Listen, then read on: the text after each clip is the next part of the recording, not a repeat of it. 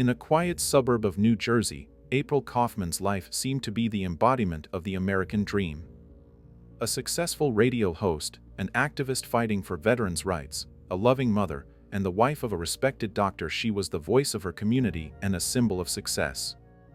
But behind the facade of this perfect life, dark secrets, intrigues, and betrayals were hidden, which eventually led to a tragedy that shook not only the small town of Linwood but the entire country. April Christine Faveza was born on October 27, 1964 in Atlantic City, New Jersey. Her childhood was far from ideal. Her father was practically absent from her life, and when April turned 11, her mother gave up 4 of her brothers and sisters for adoption. April remained the only child her mother decided to raise herself, which placed a burden of guilt on her that she carried throughout her life. April spent most of her childhood under the care of her grandmother. Her mother often entered into toxic and complicated relationships with various men, leaving her daughter's upbringing to the older generation. However, these difficult circumstances became the foundation for April's future achievements. A turning point in April's life came when she turned 17. She gave birth to her only daughter, Kimberly. This was not an accidental pregnancy. April had always longed for the maternal love and support she lacked in childhood. She saw her child as a gift from heaven and strived to be the best mother in the world for Kim. Despite her young age, she handled this task admirably. After her daughter's birth, April's life began to change dramatically. She left school, later obtained a high school diploma, and immediately started working to provide for her child. Her career began with training as a hairdresser. Later, April managed to open her own beauty salon. In parallel, she entered the restaurant business and began managing a small cafe. April had one defining character trait: persistence. If she set a goal for herself, nothing and no one could stop her. She was determined, hardworking, and always believed in herself. Many described her as a combination of a princess and a bulldog, refined on the outside, but with an iron grip. In addition to her outstanding personality and wonderful character traits, April was a very attractive woman. But people remembered her primarily as the voice of a weekly radio show in Atlantic City. She became a local celebrity. Listeners appreciated the host's enthusiasm when she expressed her feelings and beliefs and found encouraging words for any audience. It was her own show where she could speak without hesitation about everything she believed in, be it social security or the rampage of crime. But April's most important and necessary passion was helping veterans. She believed that those who gave their strength and health to the country deserved to be treated as heroes. One of her life missions was to change the situation for the better. Thanks to her advocacy and charitable activities, April met Dr. James Kaufman, who embodied all the traits of an ideal man. James was a wealthy and respected endocrinologist. For many years, he often attended veterans' rights programs and talked about having served 2 military tours in Vietnam. Dr. Kaufman also frequently appeared on April's radio show, speaking on behalf of veterans. Like his chosen one, James had already been married before, but his relationship with his previous partner had fallen apart. In everything else, he fully matched April's interests and desires. According to his stories, he was a veteran, an Army Special Forces soldier, and had the same passion for fast cars and motorcycles as April, who adored her red Corvette and her motorcycle. To some extent, this woman suffered from an adrenaline addiction. Both James and April were the kind of people who work hard and know how to relax well and enjoy life. On February 14, 2003, Valentine's Day, they got married and very quickly became the most famous and influential couple in Linwood, New Jersey. At first, everything seemed wonderful, but soon strange things began happening with James. It all started with April's daughter, Kim, who needed to interview a veteran for a school project. She decided that James was perfect for this and asked him to share his military history. James agreed, but oddly, said that her mother shouldn't know about it. James told about how he survived a brutal attack in Vietnam where his entire platoon was killed, except for him. He escaped to a safe place, quenching his thirst by licking water off leaves. He collected the dog tags of all the fallen soldiers to return them to their families. Of course, this seemed impressive to a schoolgirl. In Kimberly's eyes, he looked like a hero if it had all been true. The key word being if. Overall, April's life with Dr. Kaufman was comfortable in many ways. They lived in a huge 7,000 square foot house equipped with a bird room where rare parrots and other exotic birds lived. In the basement was a small salon where April sometimes did hair for her friends. They traveled and had another house in Arizona. From the outside, April and James' married life seemed perfect.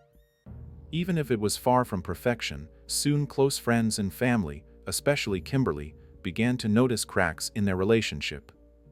Mother and daughter were incredibly close. April gave birth to Kim at 17, so she was not just a mom, but more like a friend and sister to her daughter. There was always a special connection between them, so Kim could see what others didn't notice. Lately, the girl increasingly noticed alarming signals in James' behavior.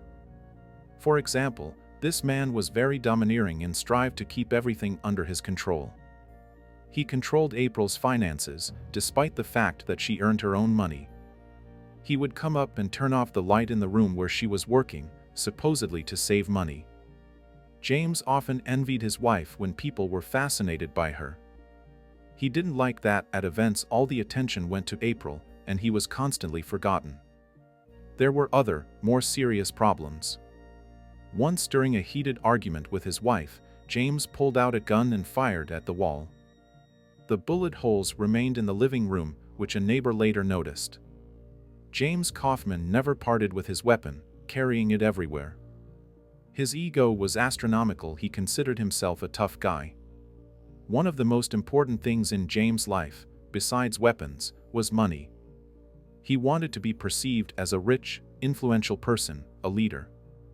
The fact that many considered his wife the head of the family caused him incredible anger.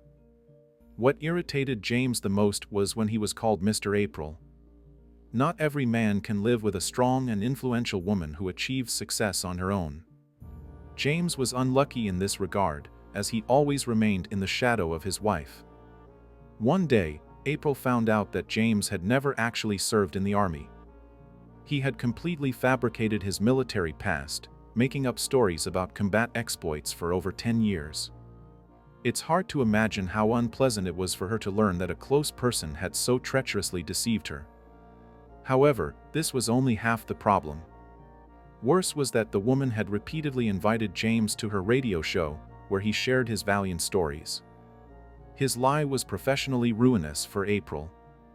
The woman had great fears that this would ruin her reputation. She had devoted so much time and effort to protecting veterans' rights and couldn't see that her personal veteran was a fake. When people learn the truth about James, they will perceive her in a bad light, and this was detrimental to everything April had worked for most of her life. Eventually, she made the only right decision to file for divorce. Dr. Kaufman desperately feared exposure, but most of all, he didn't want to give his wife half of his money in the divorce. James' estate was valued at approximately $4.5 million, and obviously, he couldn't allow April to get any part of this money. He told his wife that he would rather send her to the other world than part with the money. The woman shared this with her daughter when they were having lunch together. She said that James wasn't going to give her a divorce, threatening to take her life. And although she told Kim that he would never do it because he lacked the courage, unfortunately, she was mistaken. In reality, April wasn't going to sit idly by and do nothing. She threatened to expose James' schemes with controlled substances.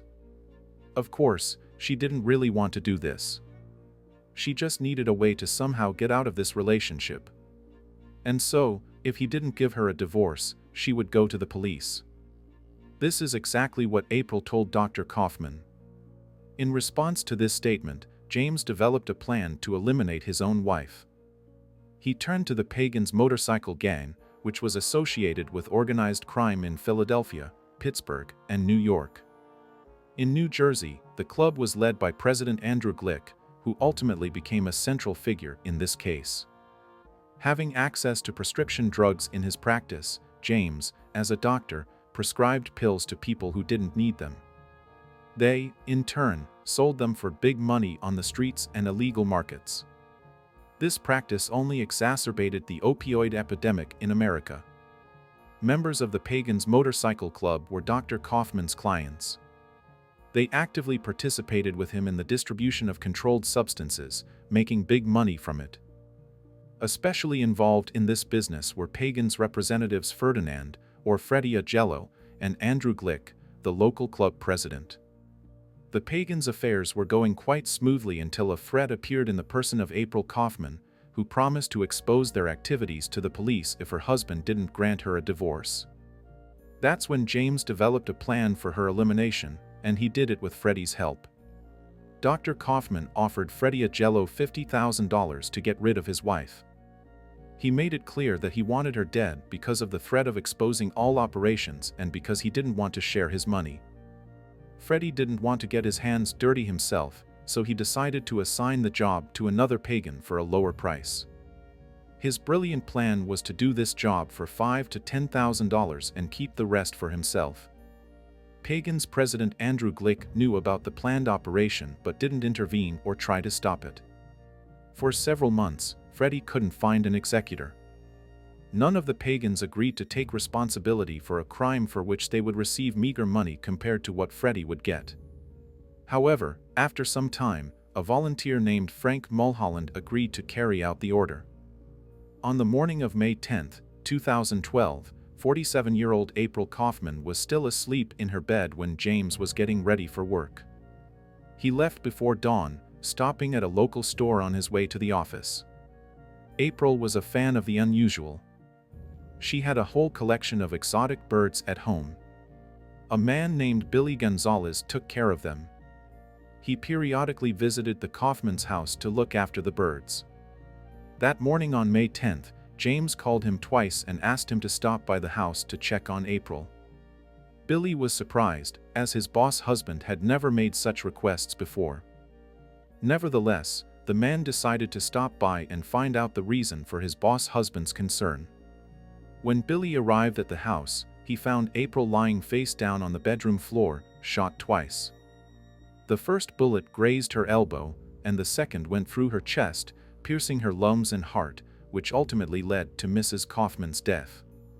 Faced with the horrific scene in the house, Billy immediately called 911. According to James, he asked Billy to check on April because she wasn't answering his calls.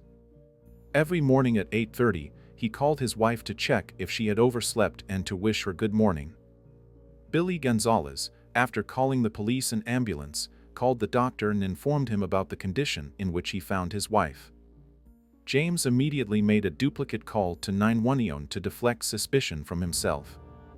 The detective who arrived at the scene was one of the first to ask James a few questions. During the conversation, the doctor gave different versions of his story. At one point, he claimed that he first ran upstairs and checked April's pulse, and at another, he insisted that he ran upstairs but didn't actually touch his wife. For clarification, neither of these stories was true, as Billy, the employee who was there, said that James returned to the house and didn't even go upstairs to the bedroom to check on his wife's condition. A neighbor also confirmed that he saw James standing on the street, waiting for the police to arrive, and not rushing inside. He ran into the house when he saw the police car turning onto their street, then ran back out onto the porch, mimicking the hysteria of a distraught husband. James actually put on a great show for the police, rolling around on the lawn and sobbing, pulling out his hair. But who could have taken April Kaufman's life? She was very loved in the community, admired, and trusted. Two people at the scene definitely knew the answer to this question.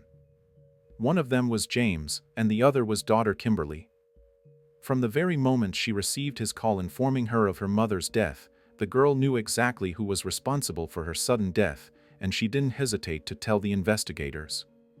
During a press conference held on May 11, 2012, officials announced that they had enough information to conduct a thorough investigation, which they believed would ultimately be successful. James Kaufman was almost immediately excluded from the list of suspects, as he was recorded by surveillance cameras entering a local store at the time of the attack. detectives determined that he couldn't have shot April. Judging by the time of the attack, there was also no evidence that James Kaufman pulled the trigger, but he organized the attack on his own wife. To pay their last respects, over 500 people attended April's funeral at Beth El Synagogue in Margate. The community of Linwood and the surrounding areas was shocked by the bloody massacre. Many wanted to speak up and honor the deceased. Strangers lovingly spoke about the woman who dedicated herself to serving the community. April's co-host on several radio shows told the press that April did the work of 100 people. She was irreplaceable. Her energy was incredible. At this point, Kimberly was forced to sit next to the man she knew was responsible for her mother's death. James' fake speech angered her even more. He had the audacity to say that he was proud of his wife's achievements. As if he had always been pleased when he was called Mr. April. At the end of his touching speech, the man burst into tears and complained that he didn't know how to live on without his beloved wife. For many years after the tragic death of April Kaufman, a local radio DJ and veterans' rights advocate, nothing happened, and the case was closed. The authorities couldn't accurately determine the circle of suspects, and, accordingly, no arrests were made. Kim never allowed her mom to be forgotten, holding vigils in her honor and never losing hope of achieving justice for April. Colleagues from the radio station, for their part, pressured the authorities to focus on this case. Local newspapers wrote article after article. Fortunately, Kimberly inherited some traits from her mom, particularly persistence, which eventually paid off. Meanwhile, Dr. James continued to live his life. It seemed that April had never existed for him, and her death didn't affect him at all. A year after his wife's death, he sold her things at an auction and got married for the second time. Moreover, James wanted to receive $600,000 from April's life insurance. But as soon as Kimberly found out about this, she had the idea to file a civil lawsuit against him to prevent him from getting the insurance money. The girl knew that James was involved in her mom's death. She knew he was responsible. She just needed help to prove the doctor's involvement in the crime. So Kim turned to a law firm, and they advised her to sue him for her mother's wrongful death. This legal process gave the authorities an opportunity to talk to James under oath. By that time, 2 years had passed since April's murder. When James was asked who he thought might have wanted his wife's death, he offered them several options. First, he expressed suspicion about some veterans suffering from post-traumatic stress disorder. Then he mentioned a slumlord whom April had criticized on air. Finally, he spoke about suspicions regarding the Pagans motorcycle gang, with whom his wife sometimes clashed. Dr. James' comment about the motorcycle gang ultimately led to his downfall. Kim's civil attorney's strategy was to gather all possible evidence and hand it over to investigators. If they had irrefutable facts in hand, the police would have no choice but to open a criminal case against James Kaufman. For example, one of the documents handed over to the police was James' phone records. A few days before the attack on Mrs. April, the doctor made a series of calls to a disposable phone, and these calls mysteriously stopped the day before the murder. Everyone knows that disposable phones are most often used to hide one's true identity. Kim's attorney's strategy worked. In 2017, Damon Tyner became the new district attorney, who took an interest in April's case, and in a few months did what others couldn't do in 5 years. He assigned the case to an investigator known for his toughness, and he really did a fantastic job. At this point, there was much talk about the Pagans' involvement in April Kaufman's murder and Dr. James' desire to get rid of his influential wife. The only major drawback was that the police needed something more concrete to make an arrest. It turned out that the FBI had become interested in James' medical practice. In addition to illegal activities with prescription drugs, he was also suspected of insurance fraud. The main task was to charge James with something, arrest him, and meanwhile gather more evidence and bring additional charges. On June 13, 2017, federal and local authorities showed up at James' office with a search warrant, and then everything went quite differently than they expected. The police only planned to seize some documents and leave, but James dug his own grave.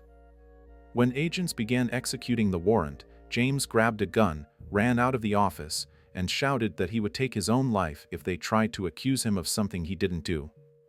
If he had spent literally 2 seconds listening to the agents, he would have understood that they hadn't come about April's murder. But now that his crazy behavior had completely given him away, James was immediately arrested and taken to a local hospital for psychiatric evaluation. From that very day, the doctor remained in custody because during the search, agents found much more than just incriminating papers. In his house, they discovered unregistered weapons, illegal documents, and over $100,000 in cash. His arrest gave investigators more time to gather evidence. Detectives already knew that James Kaufman was connected to the pagans. He himself mentioned this in his testimony. They also knew that he was prescribing controlled substances for them, and that the infamous motorcycle club was likely working closely with the doctor. Investigators believed that through the relationships the doctor had established with the gang over the years, he could have found an executor among them. If he didn't shoot his wife himself, it was quite likely that he turned to the pagans for help. Now it remained to find someone from the pagans to learn this information. However, this was not an easy task, given the pagans' main rule never to give up one another. Fortunately for the officers, there was one gang member who cared more about not going to prison than about following club rules, and this person was Andrew Glick, the pagans' president in New Jersey. Let's go back to the day of the attack on April. On the morning of May 10, 2012, Andrew Glick woke up and saw the news. He knew that Frank Mulholland had finally taken on Dr. James' task, so he wasn't surprised. However, he was concerned that the investigation might lead to Freddie Agello, a member of their club who initially received money for eliminating the doctor's wife. From there, it wasn't far to uncovering their entire illegal opioid operation. However, nothing happened. Weeks turned into months, and months into years. Throughout all this time, no one was arrested. At first, this shocked Andrew. But over time, he relaxed and stopped worrying. His anxiety subsided because the person directly responsible for April's death had died himself from an overdose of pills prescribed by none other than Dr. James. James himself told Freddie Agello that he had taken care of the executor, so now there was nothing to worry about. Everyone else who knew about the crime continued to live their lives. Freddie spent the money he received from James on a bunch of equipment for his band. Andrew was engaged in opioid smuggling and worked as a cook. For a while, it seemed that they had gotten away with it. However, everything changed when James was arrested, and his connection to the pagans was revealed. Andrew Glick suddenly found himself at the center of the investigation. On November 1, 2017, FBI agents and prosecutors searched Andrew Glick's house, discovering several kilograms of illegal substances and stacks of cash. He was arrested. Faced with charges of trafficking controlled substances, he was facing up to 40 years in prison. Andrew realized that he needed to save himself and agreed to make a deal with the police. On November 16, Andrew Glick gave full recorded testimony not only about the details of April's death but also about everything related to the sale of prescription pills. He confirmed that James illegally prescribed medications to pagan members, and that through this operation, his mentor Freddie Agello received a share from all transactions. Andrew also said that it was Freddie who organized the elimination of Dr. James' wife. But this wasn't enough to bring all the guilty parties to justice. The police needed something more than just witness testimony. They needed a recording of his conversation about the day the radio host died. Very reluctantly, Andrew agreed to wear a wire and talk to Freddie Agello. He was released on bail and given equipment. In November 2017, Andrew wore a wire to 14 meetings with Freddie to gather irrefutable evidence. It turned out to be difficult to make him discuss the commissioned crime. Freddie even suspected something was amiss, but relying on the pagans' main rule that members don't give each other up, he began to talk. At this point, James was already behind bars, and Freddie knew that Andrew had been arrested and released on bail for possession and distribution of controlled substances, so he remained cautious. He didn't openly discuss April's elimination, only mentioning that he needed to finish business with James. Freddie was worried that Kaufman might make a deal with prosecutors and expose him to get a lighter sentence.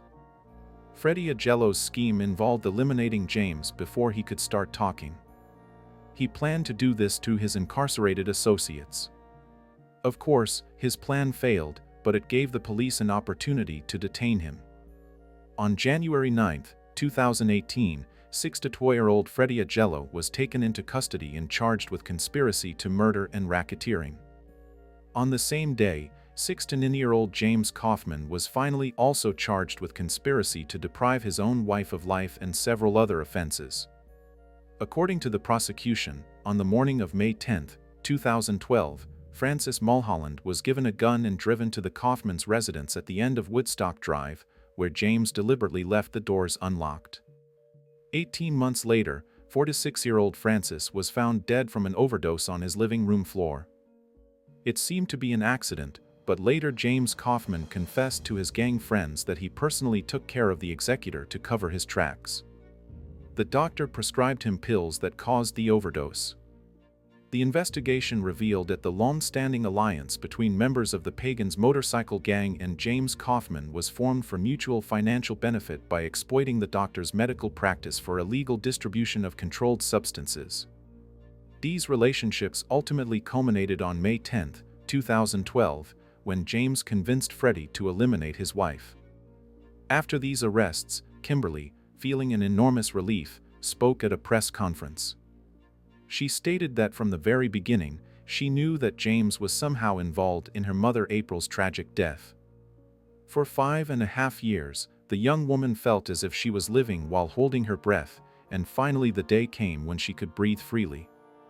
The arrest of James and Freddie led to the arrests of 6 more individuals charged with distributing illegal substances and racketeering. James was transferred to another prison due to fears that Freddie might find a way to take his life. When Dr. James appeared in court on January 18, it seemed that he had aged 50 years in these months, hunched and barely able to speak. In his testimony, James claimed his innocence and stated that it was April who introduced him to the Pagans. Essentially, he blamed his late wife for having connections with the Pagans gang. While awaiting trial, on January 26, 2018, Dr. James Kaufman took his own life. He was found unconscious in his prison cell. He left a 6-page note, insisting that he had nothing to do with his wife's death. He was facing many years in prison on several different charges. This man once again showed cowardice, not wanting to face the consequences of his actions. He knew he would be forced to spend the rest of his life behind bars and found a way to deprive himself of this, using a sheet. Freddie Agello's trial began on September 17, 2018. Several members of the Pagans Motorcycle Club testified as witnesses. Many suddenly forgot the gang's main rule never to inform on a brother and desperately tried to save themselves. Eventually, Freddie was found guilty on all counts and sentenced to life in prison plus 25 years. Freddie will be able to apply for parole in 55 years, which in reality will never happen, as he would be 117 years old at that time. It's unlikely that this person will become a centenarian. As for Andrew Glick, he didn't receive any prison time. All charges against him were dropped in exchange for his cooperation. Despite avoiding jail for his actions, he didn't feel good about becoming an informant. He was most worried about violating the Pagans' main rule. This man, saving himself from prison, betrayed those who were close to him. Now all the Pagans despise him for this and call him a rat. But Andrew was even more troubled by something else. One thing he's trying to come to terms with and will have to live with is the fact that he didn't stop April Kaufman's death, although he had the opportunity to do so. Justice for April was achieved, but largely thanks to her daughter Kimberly. It's no wonder the woman considered her child a gift from heaven. The daughter grew up to be a fighter, just like her mother. Although she achieved justice, nothing will bring back the person closest to her. This tragic story reminds us of the importance of fighting for truth and justice, even when it seems that all odds are against us. April Kaufman's life, her dedication to the community and veterans, and her daughter Kimberly's persistence in seeking the truth remain a powerful example of strength of spirit and determination. Although justice was achieved, the loss of April continues to be felt in the Linwood community and beyond, reminding us of the importance of valuing and protecting those who dedicate their lives to serving others.